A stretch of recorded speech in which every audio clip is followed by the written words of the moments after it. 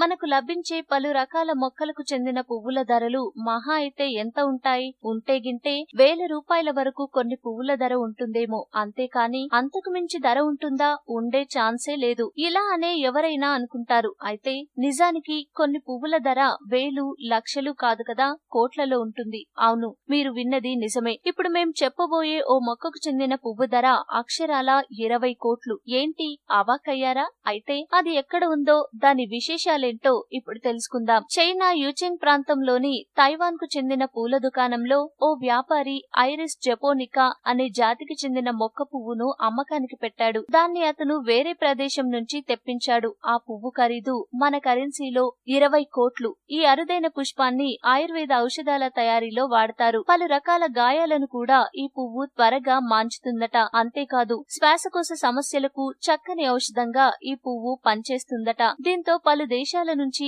ఈ పువ్వు కోసం కొందరు ఆ షాపు యజమానికి ఆర్డర్లు ఇచ్చారట. అందులో భాగంగానే ఆ పువ్వును ఆ షాపు యజమాని తెప్పించి దాంతో మొక్కలను పెంచి పూలు పూయించాలని అనుకున్నాడు. ఈ క్రమంలోనే ఐరిస్ జపోనికా పువ్వును అతను వేరే దేశం నుంచి తెప్పించాడు. అయితే ఆ షాపు యజమాని ఆ పువ్వును ఇతర సాధారణ పువ్వుల దగ్గరే పెట్టి మర్చిపోయాడు. ఈ క్రమంలో ఓ మహిళ ఆ షాపులో ఓ పువ్వును కొనుగోలు చేసింది. అది వేరే పువ్వు. అయితే అది ఆమెకు అంతగా నచ్చలేదు. దీంతో యజమానిని పిలవకుండానే ఆమె ఆ పువ్వును అక్కడే పెట్టి పక్కనే ఉన్న ఐరిస్ జపోనికా పువ్వును ఎంచక్కా ఇంటికి తీసుకెళ్లింది. ఈ క్రమంలో షాపులో పువ్వు కనిపించకపోయేసరికి ఆ యజమాని పోలీసులకు ఫిర్యాదు చేశాడు. పువ్వు ధర తెలుసుకుని బిత్తరపోయిన పోలీసులు ఆ పువ్వును తీసుకెళ్లిన మహిళ గురించి ట్రేస్ చేయడం మొదలుపెట్టారు. షాపు వద్ద ఉన్న సీసీటీవీలో రికార్డైన దృశ్యాల్లో ఆ మహిళ కారు నంబర్ చూశారు. దీంతో ఆమె అడ్రస్ దొరికింది. అలా ఆమెను ట్రేస్ చేసి ఆమె వద్ద నుంచి పువ్వును తీసుకున్నారు. అయితే ఆ మహిళ